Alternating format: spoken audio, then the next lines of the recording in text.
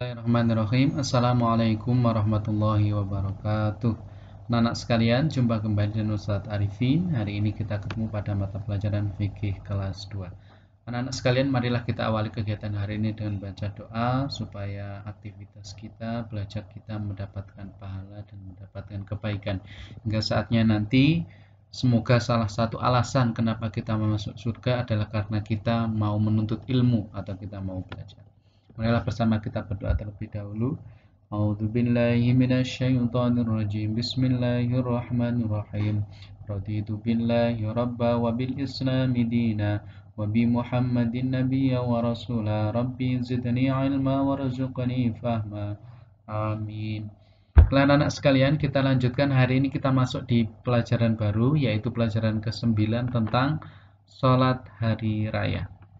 Anak-anak sekalian, Ustadz Arifin sampaikan yang pertama adalah istilah khusus untuk menyebut sholat hari raya. Jadi sholat hari raya itu dalam agama Islam, hari raya kita itu ada dua. Hari raya umat Islam itu ada dua. Satu disebut Idul Adha, yang kedua disebut Idul Fitri.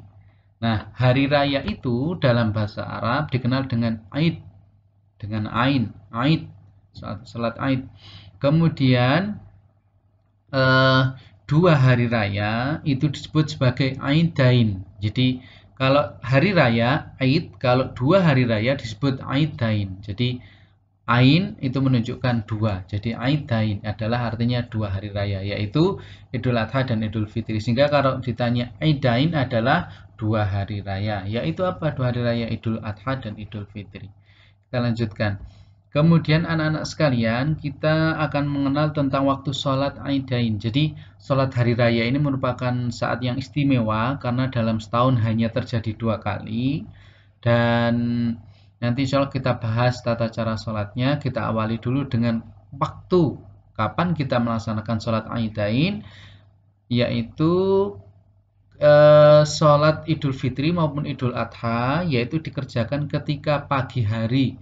Kapan waktu persisnya adalah sejak matahari terbit. Lihat, sejak matahari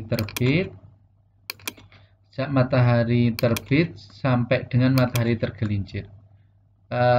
Kemudian dilakukan secara berjamaah dan diusahakan berada di tanah lapang sebagai syiar. Kecuali jika terjadi hujan, maka boleh dilakukan di masjid.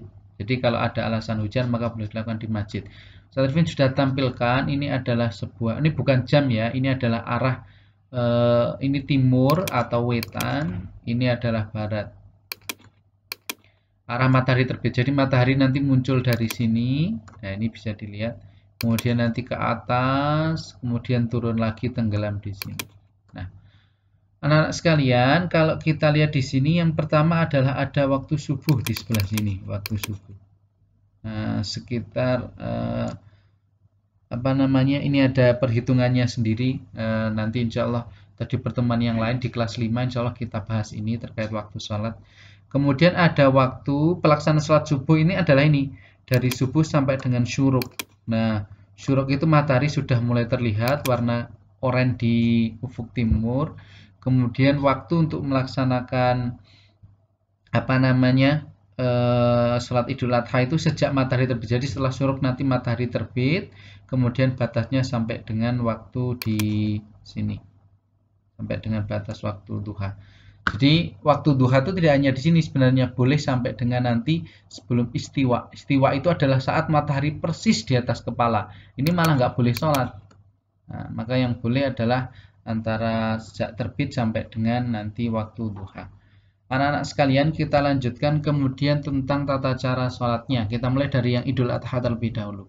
Idul Adha adalah sholat sholat hari raya yang dikerjakan pada tanggal 10 Zulhijjah. Nah, 10 Zulhijjah itu dimana kita nanti tanggal 9 itu kita puasa Arafah. Kemudian tanggal 10-nya kita Idul Adha. Tanggal 11, 12, dan 13 itu nanti kita hari tasyrik. Nah, jadi tanggal 10 adalah waktu Idul Adha. Kemudian anak-anak ketika Idul Adha pelaksanaannya adalah sholat terlebih dahulu, kemudian baru khutbah. Jadi Kalau Idul Adha sholat dulu kemudian baru khutbah. Beda dengan sholat Jumat ya. Kalau Jumatan khutbah dulu baru nanti diakhiri sholat. Kalau Idul Adha sholat dulu baru khutbah. Kemudian untuk pelaksanaan sholatnya adalah yang pertama sholat Idul Adha dilaksanakan sebanyak 2 rakaat. Kemudian yang kedua takbir pada rakaat pertama itu sebanyak 7 kali.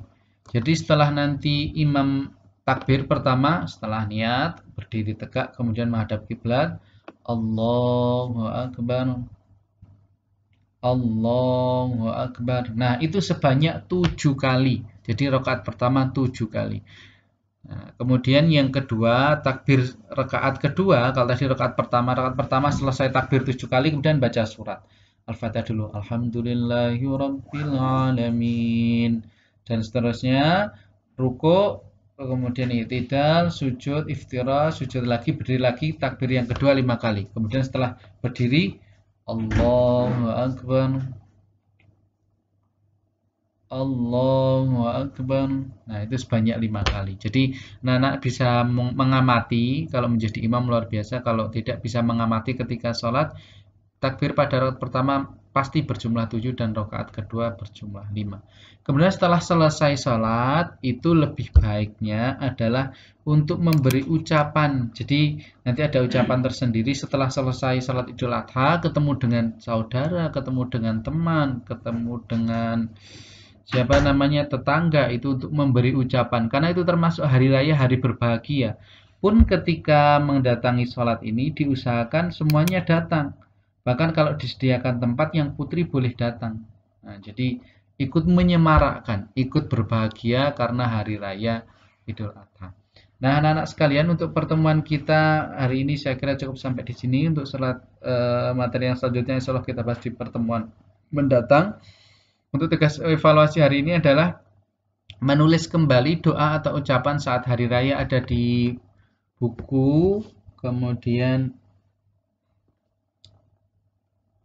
ini anak-anak bisa cek di halaman 39 ya. Jadi tugasnya ini tugas menulis ini ada di halaman 39. Anak-anak bisa tulis kembali di buku tulis. Kenapa Ustaz Arifin minta tulis lagi? Supaya anak-anak hafal dan tahu cara membaca atau ucapan ketika hari raya, yaitu taqabbalallahu minna wa minkum, kemudian nanti yang diucapkan taqabbal ya karim. Ketemu saudara, taqabbalallahu minna wa minkum. Misalnya Azam jawab taqabbal ya karim. Misalnya lagi Mbak Kiran, taqabbalallahu minna wa minkum, ngucapin sama misalnya Mbak Aida, jawab sama Aida, taqabbal ya karim Mbak Kiran, dan seterusnya. Jadi termasuk sama orang tua memberi ucapan taqabbalallahu minna wa minkum, taqabbal ya karim jawabannya. Nah, sekalian untuk tugas jangan lupa dikirimkan ke nomornya Ustazah Bekti, dan seperti biasa dikasih keterangan nama dan lain sebagainya. Kita akhiri bersama dan baca doa. Bismillahirrahmanirrahim. Allahumma arinal haqqa haqqa warzuqna tibaa wa arinal batila batila warzuqna ijtinaba. Assalamualaikum warahmatullahi wabarakatuh.